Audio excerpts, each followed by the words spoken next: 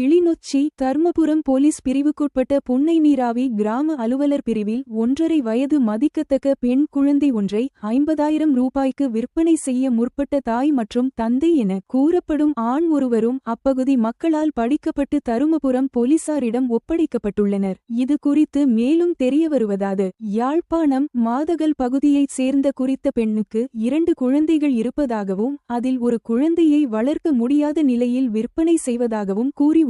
தற்பொழுது விற்பனை செய்யப்பட்ட குழந்தை இவர்களுடையதா அல்லது வேறு யாருடைய குழந்தையா என மேலதிக விசாரணைகளை தர்மபுரம் போலீசார் மேற்கொண்டு வருகின்றனர். குறித்த சம்பவம் தொடர்பாக குழந்தையை விற்பனை செய்த தாய் மற்றும் விற்பனை செய்வதற்கு உடந்தையாக இருந்த ஆண் ஒருவரும் மற்றும் குழந்தையை பணம் கொடுத்து பெற்றவர் உட்பட 3 பேர் போலீசாரால் கைது செய்யப்பட்டுள்ளனர். மேலும் குறித்த சம்பவத்தில் பாதிக்கப்பட்ட குழந்தை தற்பொழுது போலீசாரின் பராமரிப்பில் பராமரிக்கப்பட்டு வருகின்றமை குறிப்பிடத்தக்க விடயமாகும்.